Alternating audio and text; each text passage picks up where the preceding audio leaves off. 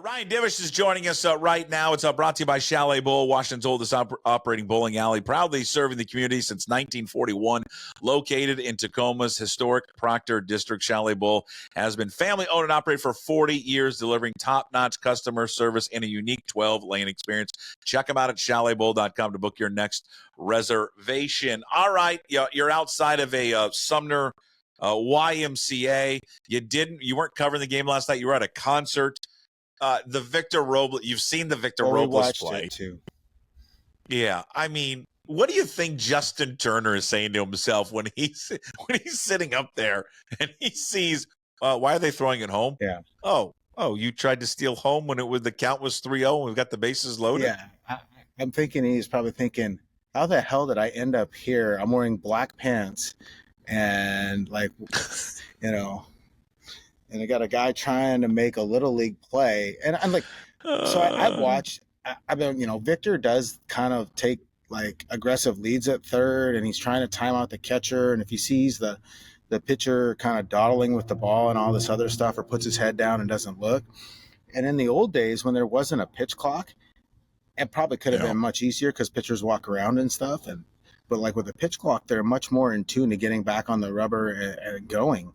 So, I understood kind of what he was reading, but that doesn't change the fact that the situation, it was bad. Like Luis Gil was all over the place. You don't need to give him an out on the bases because he was giving you free bases. It's 3-0. Have better feel. And I mean, that was one of the complaints when Robles was at the Nats, was just kind of his feel for the game, or his understanding of the game, and when to be aggressive, when not to be aggressive, things like that. But, he'd been doing it so long. I mean, I think that's his first caught stealing as a member of the Mariners. It was, yeah. Yep, so, yep. I mean, I saw what he was looking at, because I looked at the other angles. I like the all 22 version. I looked at the higher angle, and I've seen him like measuring that before. Like sometimes he takes some crazy leads from third too, just daring them to throw over, but just time and place there. And do I think that if like he doesn't do that, they open up a big inning, maybe the game is different, maybe, but Brian Wu wasn't very sharp and those guys are really good. So, it just looked bad. It puts Dan Wilson in a tough spot, and I know you were complaining about Dan didn't say anything post game. He's not going to. Okay. If you think that Scott Service was protecting players and making sure that he doesn't air them out, Dan is going to be even airing them more on that side because he's newer. So that's just going to be his personality. For now. I mean, like Scott was like that for the very beginning, and then he started to loosen up and say more. He protected him until the point where he didn't feel like he should protect him anymore. You know how many times I referenced how bad Jesse Winker was defensively to him and why he was still playing, and it wasn't until like the last 20 games or 25 games of 2022 where he finally said something like. But that was also at the point where the pitchers were starting to get angry too. Robbie Ray, some of the relievers watching him out there. I mean, like I told Scott, I want him out there. I need the comedic relief. It was like, remember? Can you just put him out there so we can continue to write about him? Yeah, you remember when Noriaoki used to jump every time they'd throw at him and catch him in the air? And he was hilarious in the outfield too. Like, I need the entertainment, So used to, Daniel Kramer always have those replays right away because he works for MLB, and we just sit there and laugh and watch him over and over. So, no, I don't think Dan's going to be that guy. And if I was there, I don't know, like, I would have said, well, maybe you could have pressed a little bit more, but I mean, what's there really to say? I'm sure that he's telling. I mean, I don't think you have to be an insider to know that Dan Wilson probably called Robles into his office and said, hey, this is the situation. This is why we don't do it. Don't do it again. Because he didn't really chastise Arozarena for any of that stuff that went down this weekend. But you know what? On Monday or on Tuesday before the game, Wilson and Arozarena were having a very serious conversation outside the batting tunnel. And, Dan was actually kind of pointing it to him. At one point, Arozarena, who I didn't think spoke English or understood it based on how difficult it is to talk to him, even was talking with Dan and said, he pointed to his head, like, I got to be smarter. It's basically, you could see what he was saying. So, I just don't think that's what Dan's going to do. I mean, Dan isn't saying a whole lot post game. I know some people have complained, but like this is new for him, and he's going to be very cautious about criticizing the players, and he's going to be very cautious on kind of doing anything that would like kind of trash Scott Service on the way out. He's not going to do that. That's not who he is. I don't think anybody wanted him to trash, Scott's service. I just think the way that he handled it yesterday, I get it. Maybe this is just going to be who he is. I just think that it was an opportunity to be like, I think you can be critical of Robles and not just like torch the guy. No one's asking for him to just be like us. That was an idiotic play. It was one of the dumbest plays I've ever seen. But I think a little bit more forceful of like, that's something to the degree of that's not how we play around here. Like the Puck and Div media training center that would tell Dan just like, hey, I understand why he was being aggressive. We don't want to take that away from him, but there's a time and place to be aggressive, and that just wasn't the moment. I applaud the hustle, but in that situation again, we want to kind of let Justin Turner swing. That's all you have to say. But I mean, like in the moment after the game, you don't, I don't think that Dan's been schooled at this as much. I think it'll get better, but that's what you say is like, love the hustle, everything else, but that's not the play we want to make in that situation. Yeah, exactly. I mean, you absolutely nailed it. Is how I thought he probably should have. Because even if handled it yesterday. Even if it was successful, let's say it was successful and everybody's going crazy and Victor's this and the two monkeys at home are going crazy for him and everything else. If I'm Dan Wilson, I'm coming out and say, yeah, it was a hustle play. It was a good read and stuff. But, in that situation, we still probably want to err on letting a guy that we went out and traded for to be a middle of the order presence to finish the count.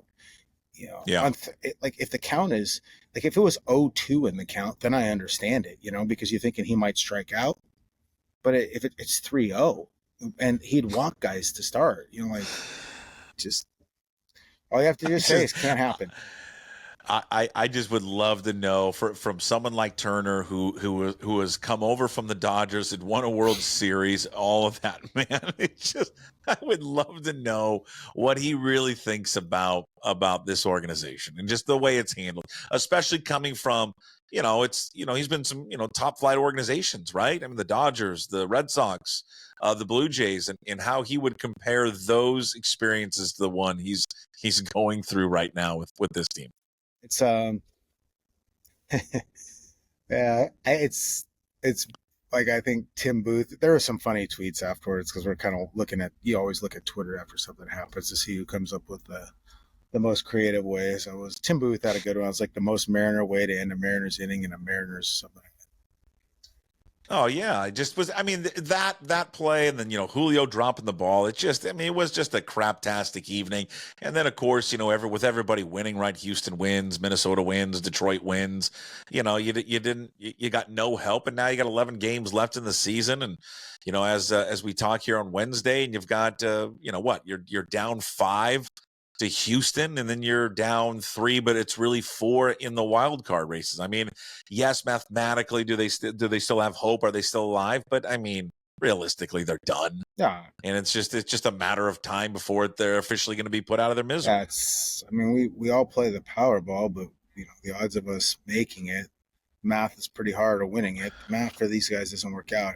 It would take a colossal implosion. Like they needed the Astros to lose last night. And really, it's like that you've allowed yourself to get to this point is the indictment on the season. That you're at this point, again, considering where you're at and the type of pitching you've been getting, that you're at this point, whether it's under Scott or Dan. Because, under Dan, they lost some games to the Angels and A's that they just absolutely shouldn't have lost. And, that's even, that's the problem. You've allowed yourself to get in this position after 162. And it's not, everybody says, well, the losses in April, it's early, that they still matter. Yeah, it does. But it wasn't April that hurt them. It was from June till about August, whenever they let go of Scott, where they just, and man, it's crazy. You look at it now. I don't know, like everybody wants to just credit Edgar. And I think that Edgar's helped certain guys. Other guys have gotten going. Other guys have kind of stayed the same. It's just like, I'm trying to figure out a way that it gets better next year without just internal improvement, because external improvement doesn't seem like is going to be viable in a lot of ways. Well, what if he doesn't come back? Edgar, I don't expect him to come back. So if he doesn't come back, like they've sat here and talked about how great he's been, and publicly it seems like he's getting all the credit for the offensive turnaround. Well, from certain people, public. Okay, yeah. So, well, but it's the players. I mean, you got J.P. Crawford is doing an interview after a few games of him talking about this is the totally different plan.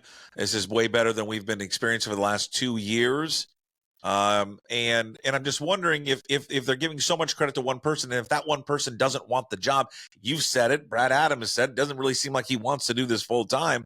If they don't bring him back, then, are we just right back to square one again with this offense and their hitting approach? It's not all just Edgar, number one. Well, what Edgar's done is he took away some of the team approach aspect that they were trying to push. I mean, and this is something the Dodgers did, and this is something like other people do. It's like the team approach where everybody kind of follows a similar approach because the pitchers show certain weaknesses where you can, kind of gang up on them. They call it 9 versus 1 or all this other stuff. But what Edgar did, it was like, look, not everybody hits the same. Not everybody has the same strengths and weaknesses. Not everybody should just focus on whatever the pitcher's doing. Here's what you do well. Simplify it to that way. And I think to me, it's like, it's kind of strange too. It's like, yeah, that's great. Like all that, if you're a hitter, but I'm almost certain, like, if they're still up there going, well, I don't hit this well, I'm still going to look for this. Like, it's still your own at bat. Just because they have a meeting that says, this is our team approach, it's not like they're benching Julio because he didn't do that. I think Julio made a mechanical adjustment that people, we've kind of written about. Edgar got him to move his hands back a little bit. They've been trying to get him to do that before. He didn't do it. He kind of been stubborn to what he felt was right. He did it. And then, he had success. I think that's part of it. So I think Edgar has been great because I think it's a calming influence, and it's just simplifying it to be like, hey, man, look, this isn't working, so just do what you think. Here's what we think you do best. You do what you think is best. So the way you probably get him back, because he's got all the money he needs, you just go hire about 2 more hitting coaches to help him so he's not putting in 50 hours a day in a 24-hour day. That's the problem. He didn't want to sit there and be there all day. The travel's a grind. He didn't want to do any of that stuff. And so it's like, that's where he doesn't want to do. You're a good buddy. Bill Kruger's not the biggest fan of Randy Arozarena, and I'd asked him yesterday, would you want Arozarena back? And he's like, no, I don't want him back. I just don't like. And his point is that he's just kind of, when things are going great, for him, then he's all rah guy. When it's not going good, he's not. He didn't use malcontent, but he's he kind of pouts. You and we've talked about this before. At times, to me, he looks like a guy who does not want to be here. And you're around him much more than I am. And you've even said it, that, he gives off the vibe that he doesn't want to be here. What do you think they're going to do in the offseason with him? Yeah, I would use the word mercurial. Okay. Word of the day. Hanging out with Larry Stone last night, you get those kind of big words. Mercurial. Good. But he's up and down a little bit personality-wise. I mean, I don't think he's like a powder. I don't think he's like a, I don't think he's not try-hard guy. He just has weird body language sometimes. And, maybe that's true, maybe it's not. I think he plays hard. He just does some stuff. Like, they call it Randy Land for a reason, and he just does some stuff. I mean, like, and like, because he's so demonstrative at times, then it looks really different when it's not. Like when he's not, because he is. So it's like, and I don't know. I mean, like, honestly, like, the way Robles plays, I don't know how you'd carry that for 162 unless you're just pumping Celsius into your veins and, like, Zins, like the 60 mig Zins and some Celsius, just running around, but no, I don't know. I mean, like, I don't know what they're going to do because it's not, I mean, like, part of it is money and where they're at financially. Do they want to spend $12 million on him next year? Is that where you think he jumps? Because it was 8 this year. Do you think it jumps to 12? Yeah, I would think it's half. Half of what he made, because, like, it's the numbers aren't great, but he's still put it together a 2020 season, and he doesn't go on the IL. Like, he plays. Volume matters in arbitration. So yeah, I don't see him going down. I don't see him doubling, but $12 million, basically what will cost Polanco, the option on Polanco, which you're not picking up. Because he seems to age, he seems to be doing aging like the reverse Benjamin Buttons, just like aging faster and faster every day. And has yet to blink one time this season. He could look right through your soul. One time has he blinked. It's just, I can't. My wife, she pointed that out early on. He goes, he does not blink. And then I'm just, every time I watch it now, I'm fixated on just blink, just something. Just blink one time, please. Maybe he blinks when he swings and misses. Yeah, he probably. No, I don't. What are they? That's the thing. They have to make a decision on Randy, what you want to do with him. $12.5 million. I think either way, you have to tender it, because some people say, you just non-tender him. No, you gave up 2 real prospects to get him. You tender him, and you figure out what you negotiate the ARB deal. And if you decide, look, okay, we're going to pay him $12.5 million or whatever, this doesn't really fit what we want. We need to go get something more, or you can package him with a pitcher. That's what, and it's such bad business logistics to do it. But the idea of having to package good players with people you're trying to cut salary from, that's just not what you want to do. It's like cutting salary for the sake of cutting it. You made the mistake, you signed it, eat it, you still got to invest, because that's the problem with the double Mitchwich. They're 26 million or something like that. The double Mitchwich, I love it. Yeah, so they that's fish witch. What are they going to do? One of those guys, they probably have to cut one of them, right? Well, that's what I was going to ask you. That what are they going to do? Haniger's barely played in 2 weeks. I know.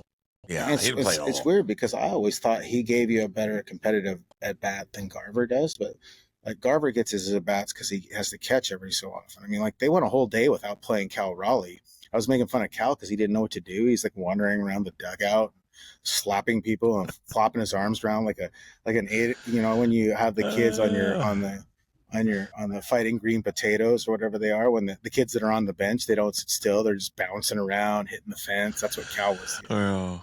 So I don't know. That's a weird spot that they're in.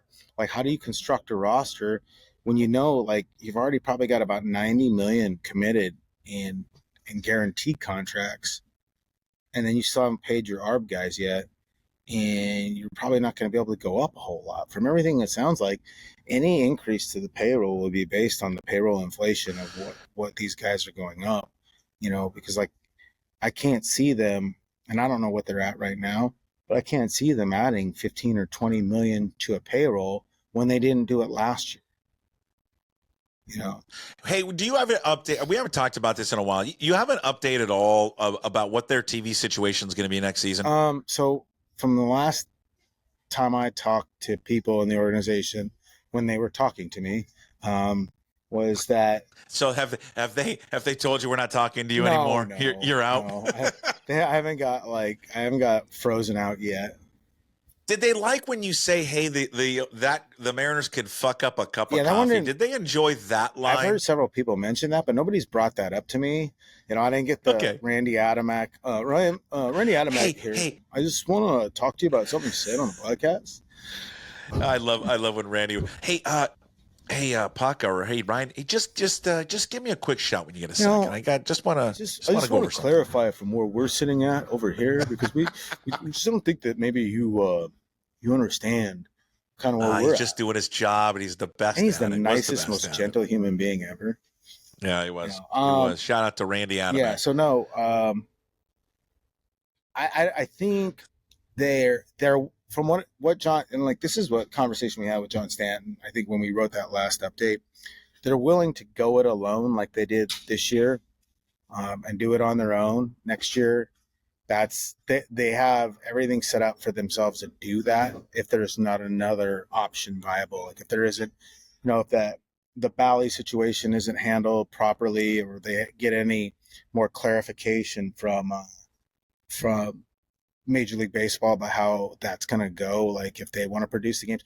Well, I think they found with producing, having MLB produce the games, is that it's very bare bones, and then like all your advertising dollars that you get are just strictly through, and it's kind of like the local advertising aspect, and then like all their in-house ads, where Piper or Jen is at some concession stand and talking about what's coming up, what games are coming, or what bobbleheads or whatever promotion they're doing, or the Rick Griffin prostate cancer one that I've seen 10 million times, or the people from Fred Hutch, the one doctor who doesn't blink either in the commercial. Yeah, he doesn't blink. There's a doctor that I think it's a woman doctor who doesn't really blink either in one of those commercials. So that all those in-house ads that they are important for them, so helps generate interest in their projects, and some of them are great projects too. Like I think like doing stuff for Fred Hutch and all those, you want that out there. I don't think you get that if you have MLB producing it.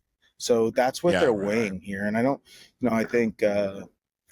Not to reference like Chris Stapleton lyrics, but I don't think Amazon's riding in on the white horse to save them. So it's an interesting situation there. And I think my guess is they'll probably just go it alone next year with what they're doing this year. So, that means we'll have more Top Step podcasts where I can get on there. And so I'm hoping to get on with you. Can you limit the terms of the, can you limit how many times you go on it? We'll see. I want to get on You Cook, I Measure with Jen, but I want to go on there too. I just want to measure drinks out. Like I'll just be pouring like drinks, just get Jen bombed while she's like trying to cook something. Like, hey, I want you to make some corn dogs, and I'm going to just feed you bourbon. Yeah, and we're just and some chicken nuggets, and we're just going to start opening up the pantry doors to see what's in there, because there's nothing in there, and I don't like it. I go Swedish Chef from the Muppets.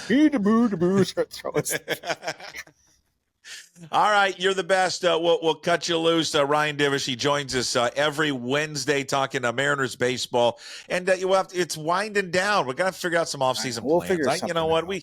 Out. We got to do something. We'll talk Montana football. You got a real big game. Yeah, you got a real big game this week in Western Carolina. Good luck. They're actually decent. So also shout out to the guys at Band of Heathens and Hayes Carl. The Crocodile was great last night. It's nice little. Yeah, they redid it, right? It's new, right? Great. Well, it has been for a couple of years. Great sound in there. It was awesome show. The keyboardist for Band of Heathens, Bellarmine Prep grad. And so he emailed me. He's a big Sonics, Mariners, and Seahawks fan. Emailed me, sent me and Larry some tickets. So thanks to Trevor. How about that? It was a great show. I mean, like, it's great. As my buddy Brian pointed out, you're the only minority in here. And I was like, yes, I am. Yes, I am. Because it was the whitest, and it was just a bunch of Larry Stones standing there, just like a lot of old white dudes. Because it's Hayes Carl, man. It's like and he didn't even play "She Left Me for Jesus," which I think is my favorite one. But that's what you were there for. Yeah, but he played a lot of good stuff. It was a great show. It was good. Like, love live music. Condota was bobbing back and forth, A hoodie on or yes or no?